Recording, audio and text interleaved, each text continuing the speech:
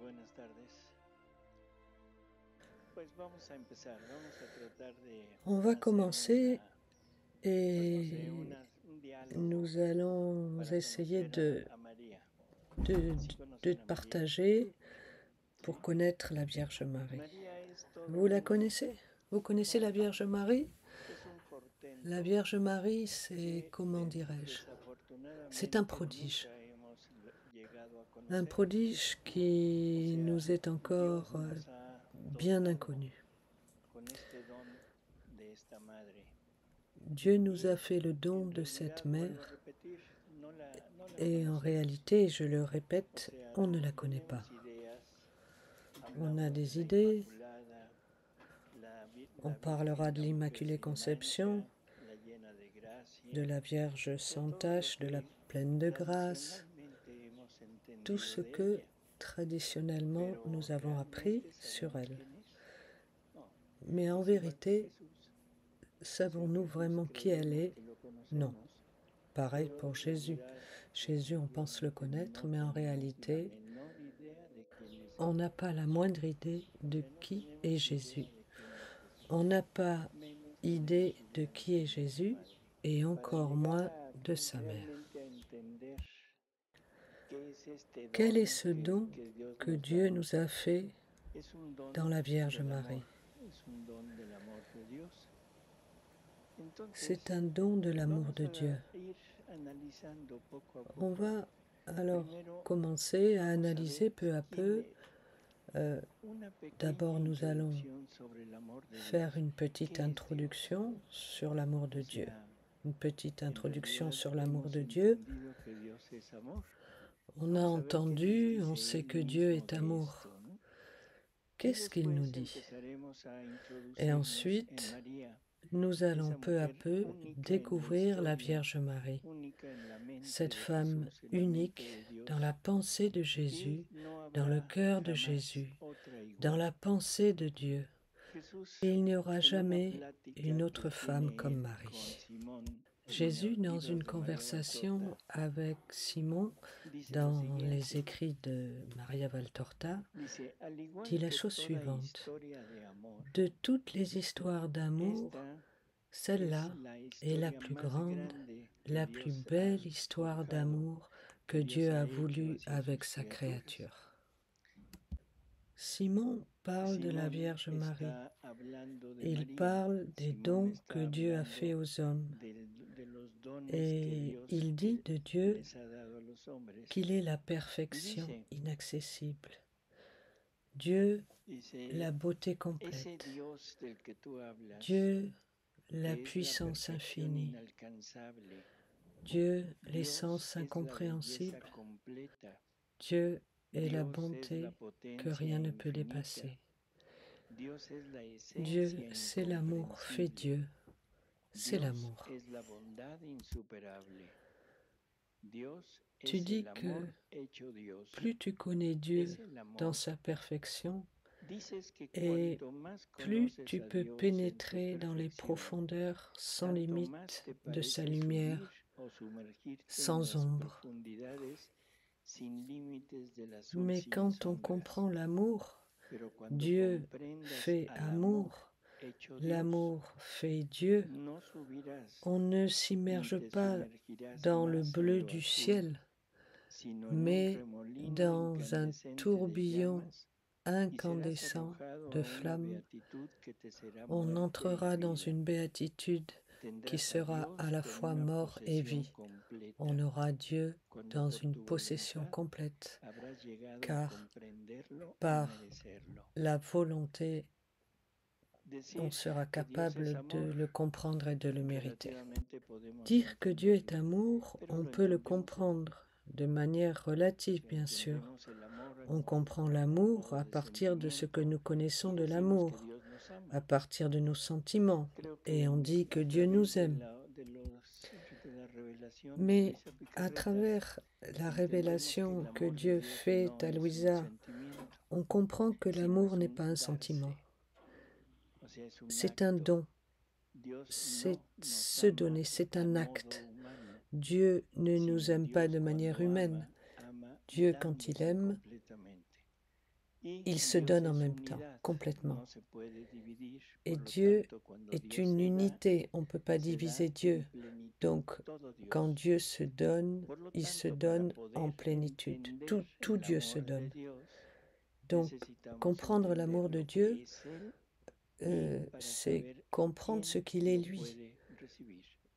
Et qui aussi peut le recevoir. Simon parle avec Jésus, il dit plus ou moins ce qu'il comprend de Dieu, que Dieu est amour, mais cette phrase de Jésus est absolument incroyable. Quand tu comprendras que l'amour se fait Dieu, c'est pas que Dieu est amour, l'amour est Dieu. Je ne sais pas si on arrive vraiment à comprendre cela, cet acte de se donner, cet acte de se communiquer entièrement, de communiquer toute cette perfection, cet acte, c'est Dieu. Donc, quand on parle de Dieu, on parle de se donner, de recevoir tout ce bien qui existe dans tout l'univers. Pour que ce soit un peu plus clair, on pourrait dire, Jésus dit, en vérité, je vous dis que je suis un avec le Père dans l'éternité. Et je suis uni en Dieu comme homme, parce qu'en vérité, c'est l'amour qui est arrivé à l'inimaginable dans sa perfection en se revêtant de chair. Vous comprenez cela? L'amour, Dieu, cet amour qui est Dieu, arrive à quelque chose d'indicible en tant que perfection en se faisant homme. Qu'est-ce qu'il nous dit là? Dieu est parfait? Oui, d'accord. Il n'y a pas de manière où Dieu pourrait se perfectionner. Dieu est la perfection. Mais regardez ce qu'il dit là. Mon amour. Qu'est-ce qu'il dit? Moi-même, Dieu, est arrivé à quelque chose d'indicible en sa perfection en se faisant homme. Quand je dis, si je vous dis que cet appareil de son, ce micro, permet de donner du son d'une manière parfaite, donc il me faut ce micro. Qu'est-ce que ça veut dire? Eh bien, sans ce micro, ça ne sera pas parfait. Le son, pour aller encore plus loin, a besoin de ce micro. Et Jésus dit que son amour, pour arriver à une indicible perfection, a besoin de se faire homme, c'est-à-dire qu'on ne peut pas penser à un Dieu parfait s'il n'est pas homme. On ne peut pas penser ou imaginer un Dieu parfait s'il n'est pas encore fait homme. Je répète, avec ces paroles, en vérité, je vous le dis, je suis un avec le Père éternel et je suis uni à Dieu comme homme. Parce qu'en vérité, ce qui s'est passé, c'est que l'amour est arrivé à quelque chose d'inimaginable dans sa perfection en se revêtant de chair. Où je veux en venir, à comprendre que cette perfection de l'amour fait Dieu, arrive à son maximum, à sa plénitude, quand il est homme. On peut comprendre cela, et il le faut, pour pas que cette idée reste en l'air. L'amour de Dieu est un don continuel en acte, mais il n'a personne à aimer. Il n'a personne à qui communiquer cet amour. Alors, Quel est le mouvement à l'intérieur de la Trinité? Le premier mouvement de la Trinité, c'est générer le Verbe. Le Verbe est généré. C'est la première action de Dieu. Dieu génère le Verbe, il se donne totalement et il se donne dans le Fils, le Verbe éternel. Et ici, c'est le même Dieu qui est dans le Fils.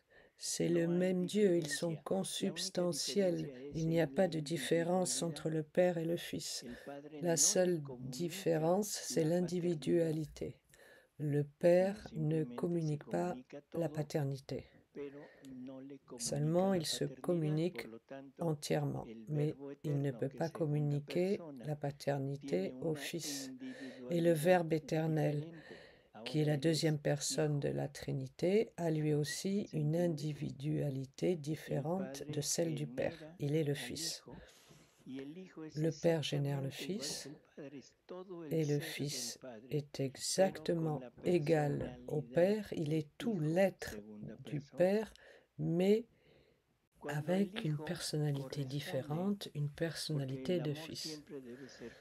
Quand le Fils correspond à cet amour du Père, parce que l'amour appelle à la correspondance. L'amour, ce n'est pas seulement se donner. L'amour doit être rendu, exige une correspondance.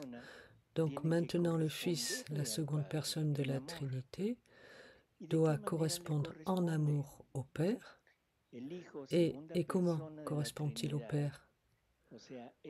Le Fils, la seconde personne de la Trinité, est le produit de la parole de Dieu.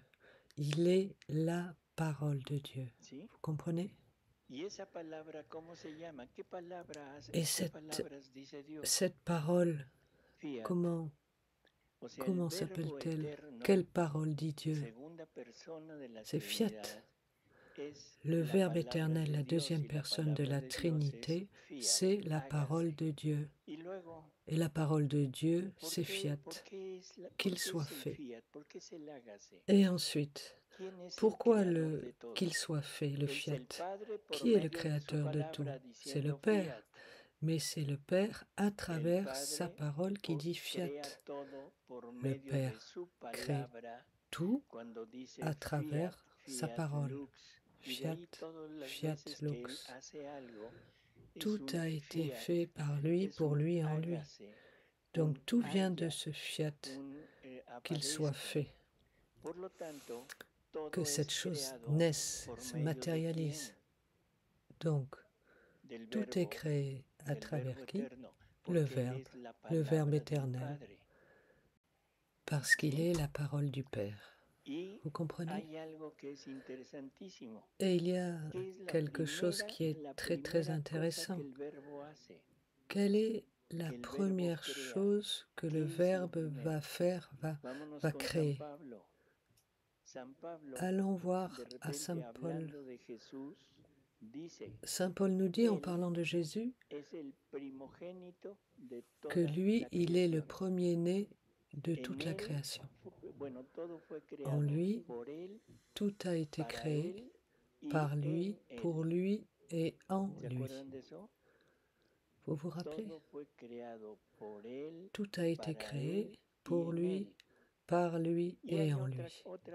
Par lui, pour lui et en lui. Et il y a une autre chose importante. Il dit qu'il est le premier-né de toute créature. Qu'est-ce qu'a fait le Verbe? Qu'est-ce qu'il a fait? Il s'est fait chair. Et c'est la seule chose qu'il fait. Pourquoi? Parce que selon Saint Paul, tout a été créé pour Jésus, par Jésus et en Jésus. Voyez? Nous suivons ce que Saint Paul nous dit peu à peu, mais souvent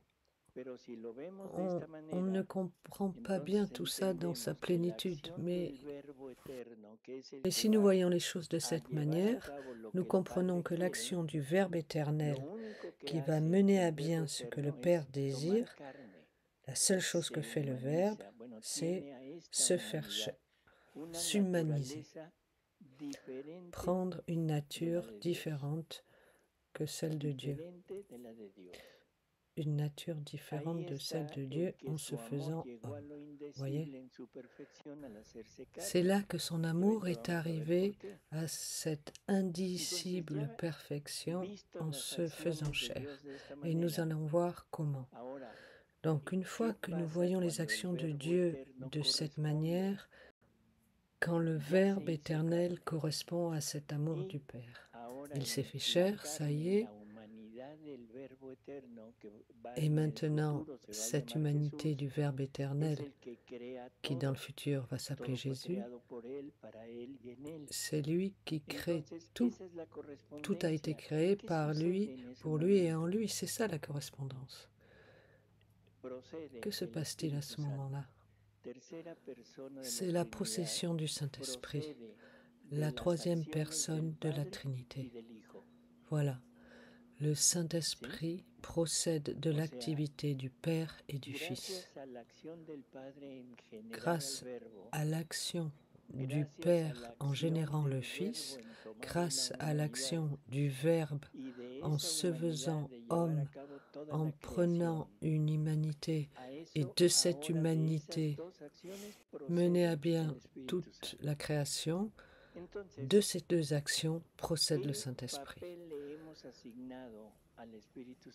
Donc, quel rôle avons-nous donné au Saint-Esprit? Qui est l'amour de Dieu? Le Saint-Esprit. Alors là, on comprend pourquoi c'est le Saint-Esprit qui est l'amour de Dieu. Parce qu'il contient tout Dieu. Le Père, l'action de se donner. Mais il n'a pas l'action de correspondre.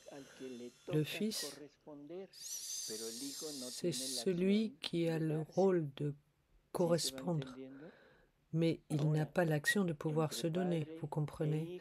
Alors maintenant, entre le Père et le Fils, et de toute la correspondance du Fils au Père, de là procède le Saint-Esprit. Et le Saint-Esprit renferme toutes les actions du Père et du Fils.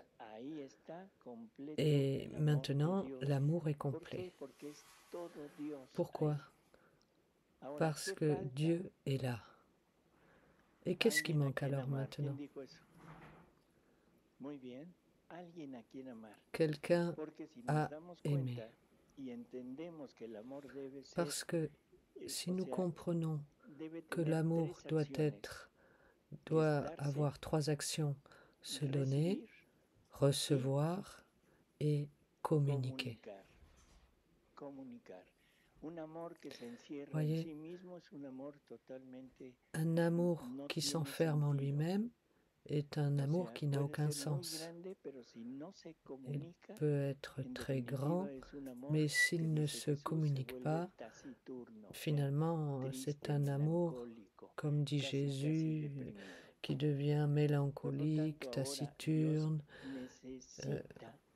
Donc, maintenant, Dieu a besoin de se communiquer, de se donner à un être qui n'est pas à l'intérieur de la Trinité, un être en dehors de la Trinité, mais un être capable de le recevoir en plénitude, c'est-à-dire un être qui peut recevoir tout un Dieu, toute la grandeur de ce Dieu, tout ce que Dieu est, mais en fait il n'y a personne.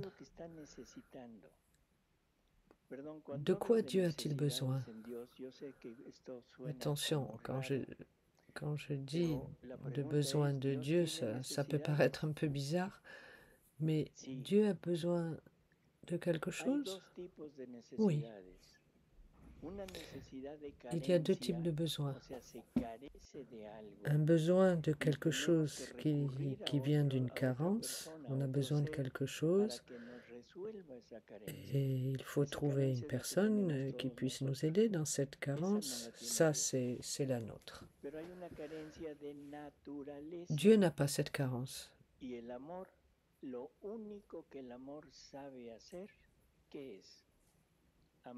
La seule chose que l'amour sait faire, c'est aimer, se donner. C'est le seul besoin de l'amour. Donc, l'amour qui est Dieu veut se donner. Mais à qui? Personne. Si Dieu aurait voulu créer un être capable de le recevoir, il aurait dû créer un autre Dieu. Mais un Dieu créé ne lui serait pas égal, parce qu'il serait créé et Dieu est incréé, vous comprenez? Donc, il n'y avait pas cette possibilité. Comment a-t-il pu résoudre cela? À travers l'humanité du Verbe éternel. Le Verbe éternel prend chair, se fait chair, et en unissant cette humanité à sa nature divine, il lui communique sa nature divine. Et cette humanité du Verbe est capable de recevoir l'amour de Dieu, c'est-à-dire de recevoir tout Dieu, et en même temps redonner en retour tout Dieu. Est-ce que vous comprenez? C'est très important de comprendre cela avant d'aborder le sujet de la Vierge Marie. Comment est cet agir de Dieu? Comment Dieu agit? Alors, en résumé, un petit point encore. Ce dont nous parlons maintenant, comme les actes successifs en Dieu, n'existe pas. Dieu n'a pas d'actes successifs. En Dieu, tout est instantané. Il y a un seul moment, il n'y a pas eu d'avant ni d'après. Mais il faut comprendre, et Jésus nous le dira, l'Église aussi bien sûr, pour que nous puissions comprendre ces choses, il faut comprendre que tout est un seul acte, un seul instant. Il n'y a pas de succession. Donc, Dieu est totalement satisfait maintenant en amour. Et nous, qu'est-ce qu'on fait ici? Pourquoi Dieu nous a-t-il créés? Vous allez pouvoir correspondre à Dieu en amour? Peut-on recevoir cet amour de Dieu en nous? Bien sûr que non. Bien sûr que non. Si nous disons que l'amour de Dieu est un don total, en plénitude, nous pouvons recevoir cette plénitude de Dieu? Bien sûr que non. Pouvons-nous payer Dieu en retour avec cet amour? Avec une correspondance parfaite? Non. Alors, qu'est-ce que nous faisons ici? Dieu a satisfait son besoin d'amour. Entre le Père et le Fils, il y a ces deux actions, l'amour de Dieu est complet. Et maintenant, Dieu se donne. À qui? À l'humanité du Verbe. Dieu se donne à l'humanité du Verbe. Et c'est pour cela que le Verbe se fait chair. Le Verbe se fait chair parce que c'est la seule manière pour Dieu d'aimer en plénitude un être en dehors de la Trinité. Parce que l'humanité du Verbe ne partage pas cette unité avec Dieu. Il est en dehors de la Trinité. C'est le premier-né de toute la création. Et en Dieu, il n'y a pas de création. La création est extérieure à Dieu, en dehors de la Trinité. Donc l'humanité du Verbe, c'est la personne même du Verbe, mais faite chair. C'est-à-dire, il est vrai homme et vrai Dieu en une seule personne, qui est le Verbe incarné. C'est pas la personne de Jésus, c'est la personne du Verbe incarné. Mais maintenant, cette humanité est capable de recevoir l'amour de Dieu et de lui redonner en retour. Donc je répète, Dieu est satisfait dans cet acte d'aimer. Et la question, et nous, qu'est-ce que nous faisons ici? Parce que maintenant, Dieu, en tant que Dieu, il est complet, il est satisfait, mais maintenant, Dieu a une dimension, entre guillemets, humaine, qui est l'humanité du Verbe. Et cette humanité du Verbe, c'est elle qui est insatisfaite maintenant. Pourquoi? Parce que sur le plan divin, elle est complète,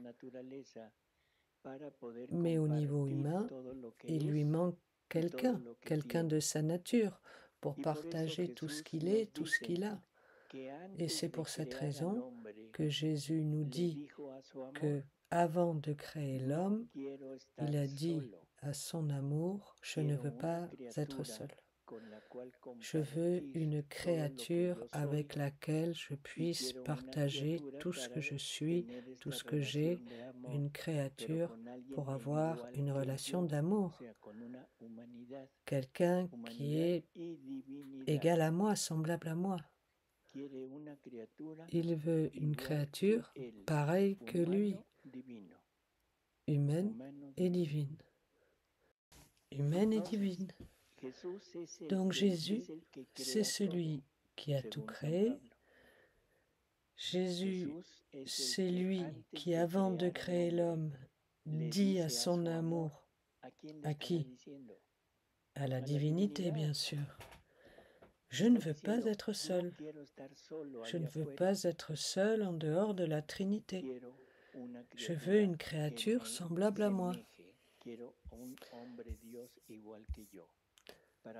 Un homme Dieu comme moi pour pouvoir partager, parce que la partie humaine n'est pas complète. C'est quelque chose d'un peu nouveau pour nous, bien sûr. Est-ce que cela vous semble illogique? Mais pourtant, nous suivons l'enseignement de Saint Paul. Nous ne parlons pas d'autre chose. Et si nous comprenons bien ces citations, on ne peut pas démentir la parole de Dieu.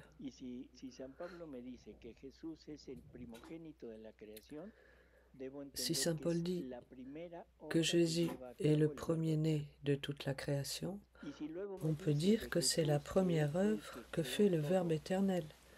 Et si ensuite il dit que Jésus a tout créé et que tout a été créé par lui et pour lui et pas pour autre chose. Et tout cela, il l'a créé en lui. Comprenez? Donc, c'est aussi ce que dit l'Église. Nous sommes membres du corps mystique de Jésus. Il est la tête et nous sommes les membres, non? Donc on peut comprendre que j'ai été créé en lui parce que je fais partie de lui et je suis comme lui, homme-dieu, pareil.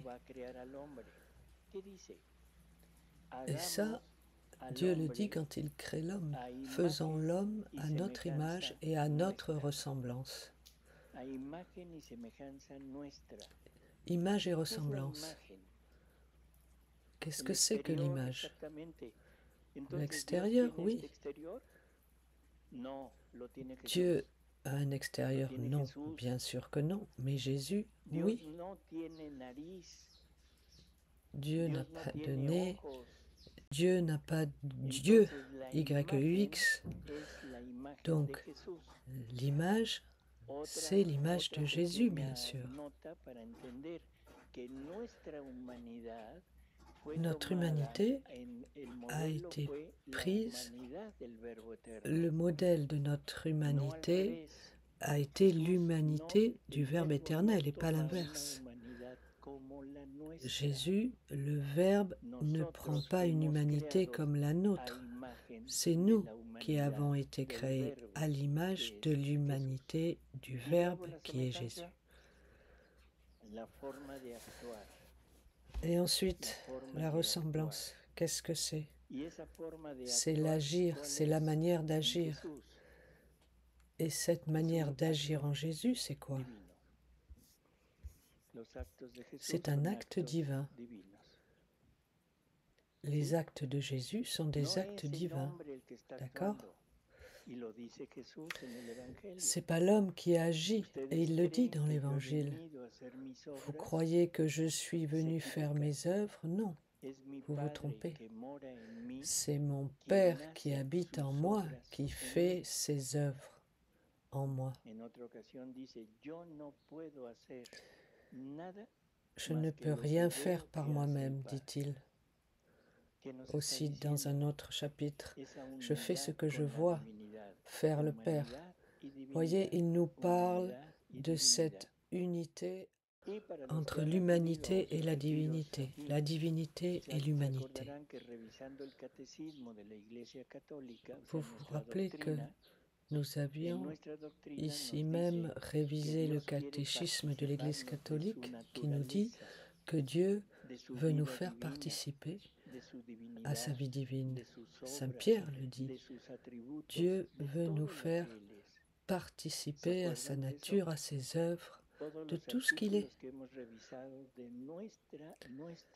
Nous avions médité tous ces articles du catéchisme et de la parole de Dieu, que nous ne comprenons pas très bien, bien sûr, parce que nous ne nous sommes jamais vraiment intéressés ou à comprendre que nous devons arriver à être pareils que Jésus, homme et Dieu, pour avoir enfin la possibilité de satisfaire l'amour et la compagnie de Jésus, de cet homme Dieu qui vient en ce monde. Tous nous attendons le règne du Christ. Le Christ régnera un jour en ce monde. Qu'est-ce que cela veut dire, ce règne? De quoi parlons-nous? Qu'il va venir mettre un trône en ce monde et régner comme un roi? Non, c'est en nous, en nous. Et il y a aussi quelque chose de curieux parce que la Bible dit qu'il sera roi des rois. Et où se trouve son royaume? En vous? Non. Où est notre royauté à nous? On l'a perdu au paradis quand Adam a désobéi. Parce que l'homme créé au début n'est pas comme nous. Nous ne sommes pas ces hommes créés par Dieu. L'homme, quand il a été créé, l'homme créé par Dieu avait Dieu en lui comme vie. Rappelons-nous le livre de la Genèse, cette figure pour que l'homme puisse vivre. Qu'est-ce que Dieu a fait? Il a infusé son haleine de vie. Il se met dans l'homme et l'homme prend vie et vit avec lui. C'est ça la réalité. Si nous allons dans l'Évangile, nous voyons que Jésus nous dit « Soyez saints comme votre Père céleste est saint ». Comme c'est le modèle de la sainteté que Dieu attend de nous. Dieu attend de nous une sainteté divine, mais il ne nous a pas dit comment. Et il nous le dira à la fin de sa vie, sur terre, quand il va demander au Père pour ses apôtres et pour nous aussi, quand il va crier « Père, Père, moi en eux et toi en moi », pour que maintenant ils soient un comme nous sommes un, qu'ils soient un avec nous de la même manière que toi et moi nous sommes un, de la même manière que toi et moi nous sommes un. Vous voyez, là il nous dit comment. Il faut donc de nouveau avoir Jésus en nous, mais un Jésus qui vit en nous, qui agit en nous, qui partage sa vie en nous, avec nous. Vous comprenez? Ça, c'est l'histoire de Dieu. Mais maintenant, pour que cela puisse se réaliser, puisse se faire, cette humanité de Jésus avec nous, et pour qu'il trouve sa compagnie avec nous, de quoi avons-nous besoin? Il faut une maman. Il faut une maman. Pour que Dieu, Jésus, puisse faire partie de cette famille humaine, il faut qu'il se fasse chair. Saint Paul nous dit que Jésus est le premier-né de toute la création et la Vierge Marie, comment pourrait-on l'appeler? La deuxième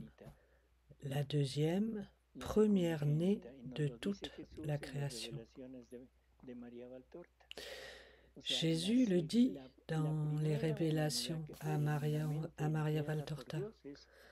La première création de Dieu, c'est l'humanité de Jésus, et la seconde, c'est la Vierge Marie, sa mère. Donc, Marie a en elle tout ce que Jésus contient. Elle a une humanité pareille à celle de son Fils Jésus. Elle a une nature spirituelle créée, pareille que Jésus, l'âme et l'esprit, les trois puissances de l'âme, mais aussi elle a aussi cette partie divine, ce que Adam a perdu. Et Adam a perdu les dons de la nature angélique, l'immortalité, l'impassibilité, la science infuse, mais il avait aussi les dons de la nature divine, qui est volonté divine et vie divine. Donc Marie, à partir du moment de sa création, elle est exactement pareille à ce que Dieu avait créé au paradis terrestre. Donc en Marie, nous avons le modèle parfait de ce que nous aurions dû être. Des hommes avec une nature humaine et une nature divine, avec une volonté humaine et avec une volonté divine, comme était Adam.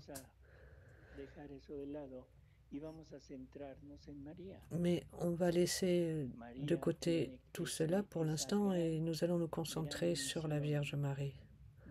La Vierge Marie a cette grande mission d'être la mère de l'homme Dieu, de l'homme Dieu en ce monde. Et donc nous pouvons commencer à avoir une idée de qui est Marie. Elle n'est pas seulement l'Immaculée, parce que quand on dit Immaculée, nous pensons tout de suite qu'elle n'a pas de tâche, qu'elle n'a pas de péché. Ça, c'est rabaisser la Vierge Marie.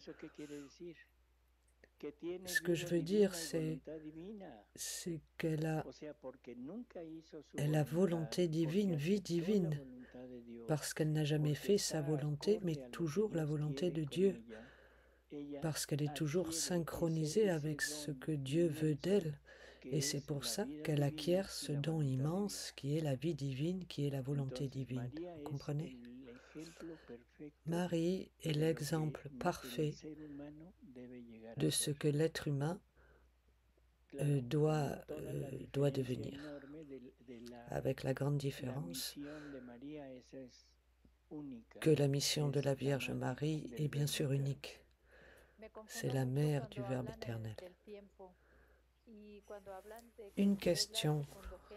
Je suis un petit peu perdue quand vous parlez du temps et que vous dites que Marie est la seconde première-née. Marie est conçue par Joachim et Anne, donc elle a été créée. Je ne sais pas, je ne comprends pas. Oui, c'est quelque chose de difficile à comprendre. C'est pas facile. Il y a deux étapes en Dieu et en nous. Une, c'est le temps, ce que nous vivons, et ensuite il y a l'éternité. Qu'est-ce que l'éternité? Comment concevons-nous l'éternité? Saint Jean dit, la vie éternelle, c'est qu'ils te connaissent. La vie éternelle, c'est une connaissance. C'est qu'ils te connaissent, toi, Père, et celui que tu as envoyé, Jésus-Christ. Donc la vie éternelle est une connaissance. Là, on est d'accord. Ce n'est pas un temps. On a pensé que l'éternité est une éternelle course du temps. Non, Dieu est un éternel présent. En Dieu, il n'y a pas de passé, de futur. C'est un éternel présent. Et dans cet éternel présent, Dieu contient tout ce qui va se passer dans le temps. Dieu sait parfaitement tout ce qui va arriver dans le temps. Il sait si on va se sauver ou si nous allons nous condamner. Il sait si nous allons vivre dans la divine volonté ou pas. Dieu sait tout.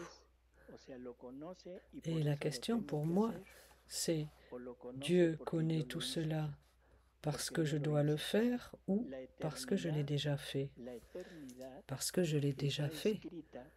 L'éternité est écrite avec ce que moi j'ai décidé de faire. Nous sommes libres. Vous comprenez? Si ça n'était pas comme ça, Dieu nous manipulerait et il nous prédestinerait à faire certains actes. Et ça, c'est pas vrai. Dieu a cette connaissance de ce que nous allons décider de faire dans nos vies. Dieu sait ce que nous allons faire demain, ce que nous allons décider de faire demain, même si nous ne le savons pas encore. Ça, c'est l'éternité. Et donc, dans l'éternité, la Vierge Marie est présente depuis toujours. Nous aussi, nous sommes présents depuis toujours dans cette éternité. Dieu n'a jamais été seul. Jamais. Dieu nous a tous dans cet acte unique. Il nous contient tous. Comprenez?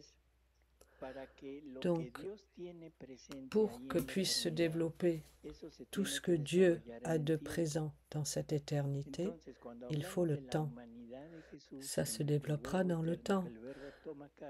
Quand nous parlons de l'humanité de Jésus, que le Verbe s'est fait chair, etc., oui, Jésus est venu, ça fait 2000 ans à peine, bien sûr, mais c'est dans la matière, c'est dans le temps.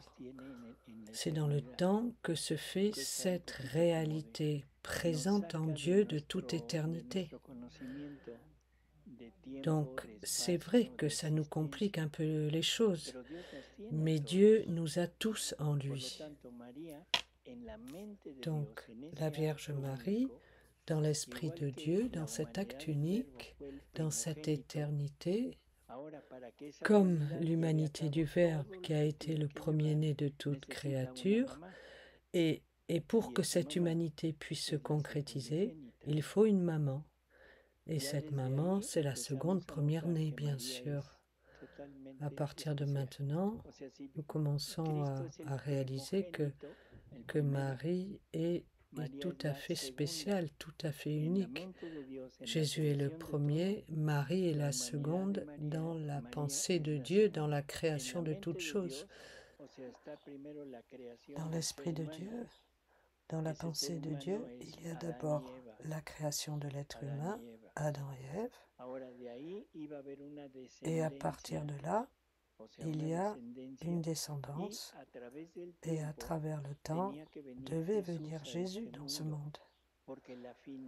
Parce que la finalité de prendre une humanité, c'est le règne de Dieu dans ce monde. Ça, c'est la finalité. La finalité du Verbe fait chair, ça n'est pas seulement de nous sauver, mais c'est le règne de Dieu en ce monde. Que l'homme soit sorti de ce plan de Dieu, et que ce plan doit être refait, restauré. Oui, bien sûr, mais la rédemption n'est pas une finalité pour Dieu. Nous avons toujours pensé que la finalité de Dieu, c'était de nous sauver.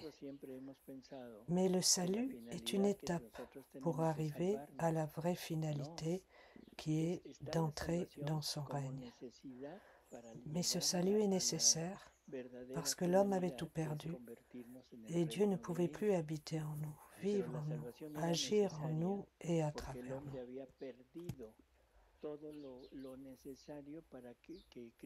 Vous voyez donc que ce salut est nécessaire et que Ève est comme la mère de toute la famille humaine. Avec Adam et Ève commence cette famille humaine.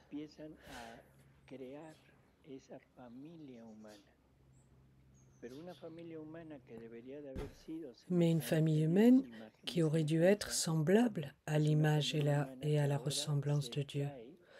Une famille humaine déchue à travers le péché d'Adam, et donc nous héritons seulement de la partie matérielle, c'est-à-dire l'image et la nature spirituelle créée, les trois puissances de l'âme, mais la divinité, non. D'accord ? Cependant, la Vierge Marie, qui est dans la pensée de Dieu, Marie doit être elle aussi sauvée. Marie est sauvée par anticipation parce qu'en étant membre de la famille humaine, son héritage était aussi le péché originel. Mais grâce au mérite de son Fils Jésus, elle va recevoir dans l'éternité où tout est présent, elle va recevoir les mérites de son Fils et grâce à cela, elle est créée dans le sein même de la Trinité immaculée. D'accord ? Mais la Vierge Marie reste la Vierge Marie. Elle n'est pas Ève. On peut penser que s'il n'y avait pas eu le péché originel, Jésus serait venu rapidement. Bon, on ne le sait pas vraiment, mais c'est logique de le penser. Si la finalité était le règne, il serait logique de penser que la Vierge Marie aurait pu venir de la descendance d'Adam et Ève de manière plus directe. Et Jésus serait venu et dès le début, il aurait fondé son règne, puisqu'il venait pour cela. Mais à cause du péché, c'est encore une chose que nous n'avons pas bien comprise. Il ne s'agissait pas de seulement pardonner l'homme, de lui obtenir le pardon. Ce que Adam a fait n'était pas une offense. Adam n'a pas offensé Dieu. Une offense, ça se pardonne, il n'y a pas de souci. La personne offensée peut très bien dire « Écoute, c'est fini, je te pardonne ». Et Dieu, plus encore avec sa majesté et sa grandeur, l'homme étant petit, fragile, bon, je te pardonne. Mais ce qui s'est passé, c'est que l'homme a une dette envers Dieu. Pardonne-nous nos dettes comme nous pardonnons à nos débiteurs, etc. Dans le Notre Père, c'est ce que nous disons. Donc l'homme avait une dette. Alors, quelle dette avons-nous? C'est la question qu'il faut se poser. On a des dettes de vie divine. Parce que si nous avions été créés pour que Dieu vive sa vie en nous et avec nous, pour que chacun puisse répéter la vie même de Dieu, la vie de Jésus, ce que nous devons à Dieu, c'est une vie divine, chacun de nous. Mais cette dette, nous ne pouvons pas la payer. Pourquoi ? Parce que nous avons perdu la vie divine. Donc, à partir de ce moment, c'est le Verbe incarné qui possède la vie humaine et la vie divine. C'est lui qui doit venir pour refaire tout ce que l'homme n'a pas fait. Il doit payer le Père en amour, en gloire, il doit payer le Père en vie, etc. Et tout cela a pris des millénaires pour que l'homme se prépare, pour que Dieu puisse préparer l'homme peu à peu jusqu'à la venue de Jésus et de Marie. Quand les temps furent accomplis, Dieu envoya son Fils. C'était une dette, mais l'homme devait comprendre ce qu'il avait fait. Il fallait qu'il arrive à une prise de conscience et à ne pas désirer seulement la venue du Rédempteur, mais d'être refait par le Rédempteur. Tout le monde pensait que le Rédempteur devait venir nous donner le salut et c'est tout. Le salut aux Juifs. Et nous étions des païens et nous n'avions pas ce droit à ce salut du Rédempteur. Mais peu à peu, il y a eu cette prise de conscience. Quand Jésus vient, on pense qu'il doit tout faire et nous donner tout. Voilà, c'est fait. Et aussi que l'homme retournerait à son point d'origine. Mais qu'est-ce qui s'est passé? Pourquoi il ne l'a pas fait? Lisons l'Évangile. Il devait mourir, bien sûr, mais il aurait pu nous donner ce règne après sa mort. Rappelez-vous quand Jésus parle de l'Eucharistie, du pain qui descend du ciel, qu'il est lui-même. Quand il a dit qu'il fallait manger sa chair et boire son sang, et que les disciples sont partis, ils étaient tristes. L'Évangile ne nous en dit pas plus. Mais ils étaient juifs et le sang, c'était quelque chose d'interdit. Et Jésus leur dit, vous devez boire mon sang et vous devez manger ma chair. Qu'est-ce qu'il leur dit? Vous êtes scandalisés? Qu'est-ce que ça sera quand je parlerai d'où j'étais avant de venir? Pendant la scène, après avoir fondé l'Église, tout était prêt. L'Eucharistie était instituée, les apôtres étaient ordonnés prêtres, mais Jésus a dit, « J'ai encore beaucoup de choses à vous dire. » Pas un peu, beaucoup. J'ai beaucoup de choses encore à vous dire. Mais maintenant, vous ne pouvez pas les porter. Restez avec ce que vous avez, le peu que je vous ai laissé, la rédemption, restez avec cela et commencez à comprendre, à me connaître, et le Saint-Esprit se chargera de vous conduire peu à peu jusqu'à la plénitude de cette vérité. D'accord? Mais quelle vérité? La vérité, c'est lui-même, parce que c'est lui le chemin, la vérité et la vie. Donc, qu'est-ce que Jésus nous dit? Vous ne me connaissez pas. Ne pensez pas me connaître. Le Saint-Esprit va vous conduire peu à peu jusqu'à cette plénitude de la vérité, afin que vous me connaissiez en plénitude.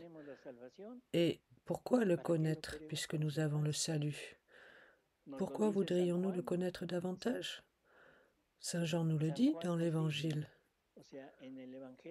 Dans le prologue, il nous dit, avec tout ce que Jésus va réaliser à travers sa vie, il nous donne le pouvoir d'être enfants de Dieu. Bon, mais à la fin, il nous dit, nous sommes enfants de Dieu, mais ce que nous devons être, nous ne le savons pas encore. Mais on sait que quand lui, Jésus, se manifestera, nous saurons ce que nous devons être, parce que nous le verrons tel qu'il est. En fait, être enfant de Dieu, ce n'est pas tout. Ce n'est pas tout. Ce que nous devons être, c'est devenir comme Jésus. Quand je connaîtrai Jésus, je saurai ce que je dois être. En attendant, j'en ai aucune idée. Cela nous scandalise un peu quand on dit que l'homme doit devenir un Dieu, que l'homme doit devenir divin. Et pourtant, c'est bien ce que dit le catéchisme de l'Église catholique. C'est la doctrine de l'Église. Dieu s'est fait homme pour que l'homme devienne Dieu. Une question. Avec Adam, tout le plan de Jésus a été détruit. Dieu est Dieu et une personne, Adam, bien moindre que Dieu, a détruit son plan. Dieu l'a laissé détruire son plan. C'est ça qui me gêne un peu. Pardon. On pense à l'homme comme l'homme d'aujourd'hui. Adam n'était pas comme nous. Pardon. Adam n'était pas comme nous. Il était divin. Il avait Dieu en lui. Il avait la vie divine en lui. Et il agissait avec Dieu, avec Jésus. Toute la vie d'Adam, tous les actes d'Adam étaient des vies divines. Donc, Adam n'était pas un homme comme les autres. C'était l'homme Dieu créé pour régner. Donc, ce qui se passe, c'est que cet homme Dieu, ce Dieu, je ne le veux pas, il dit, et il s'enlève ça, et il reste l'homme. Et Dieu qui est amour, qui veut aimer et être en nous, n'a plus cet espace pour être en nous. Il n'a plus les éléments nécessaires pour pouvoir agir en nous et à travers nous. En fait, celui qui a été chassé du paradis, ce n'est pas seulement l'homme, mais c'est Dieu. Parce que le paradis terrestre était un paradis double, un paradis pour l'homme à cause de cette communion avec Dieu, mais c'était aussi un paradis pour Dieu qui avait trouvé son règne dans l'homme. L'homme se retrouve sans son paradis et Dieu sans son règne. Donc les deux ont été chassés du paradis. Question. Et si Dieu savait ça, s'il savait que cela allait se passer, alors? Oui, bien sûr, il savait que cela allait se passer, mais Dieu respecte la liberté qu'il a donnée à l'homme.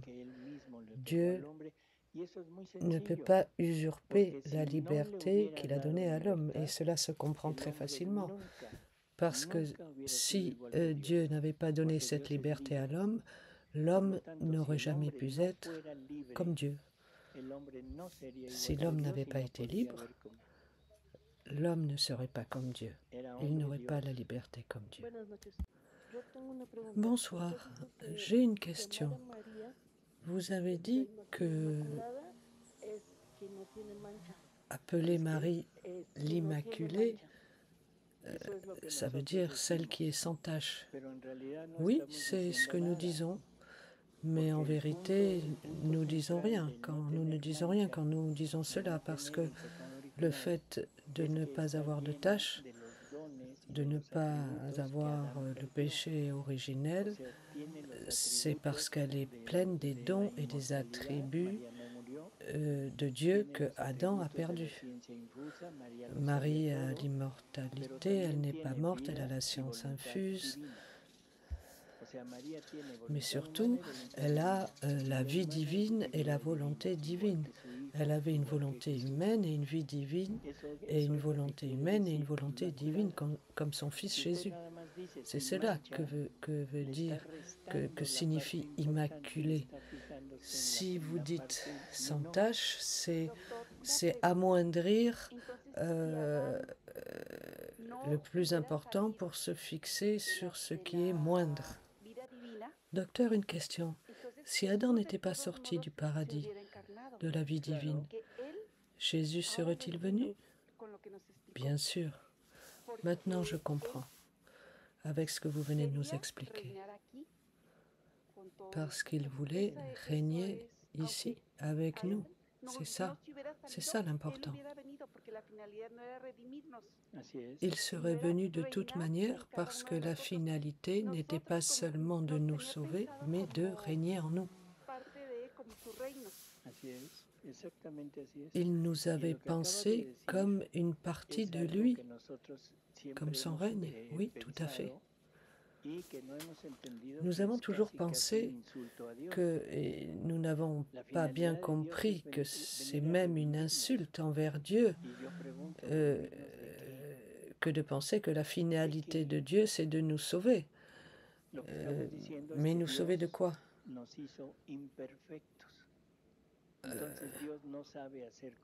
Alors on veut dire que Dieu nous aurait créés imparfaits. Mais donc Dieu ne sait pas donc faire de choses parfaites. Ah, Adam, je l'ai raté, il faut que je revienne pour le refaire, l'arranger, le remodeler. Non, c'est pas ça du tout. La finalité de l'incarnation, c'est le règne de Dieu. Et Jésus devait venir parce que c'était la finalité. D'accord? Si c'est le premier-né de toute la création, on ne peut pas penser que ce soit le premier de toute la création pour sauver uniquement ceux qui arrivent après lui. Hein? Encore une question? Je crois qu'avec tout cela, on peut commencer à comprendre qui est la Vierge Marie. Qui est Marie? Marie n'est pas une femme de plus comme les autres. Elle n'est pas un être choisi uniquement, mais surtout privilégié et qu'il n'y en aura jamais aucune autre comme elle. Elle est unique dans l'histoire.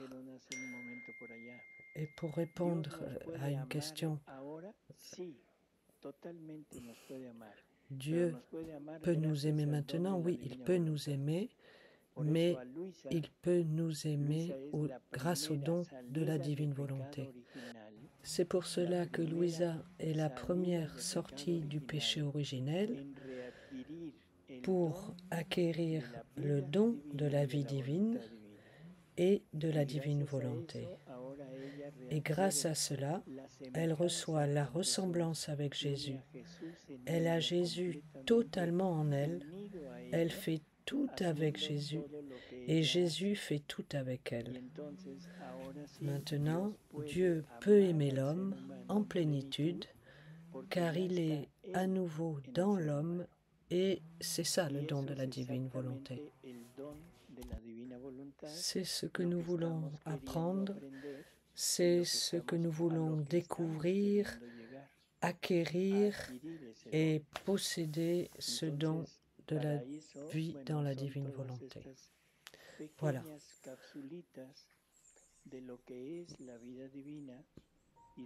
Nous allons continuer pour découvrir ce qu'est la vie divine et la divine volonté.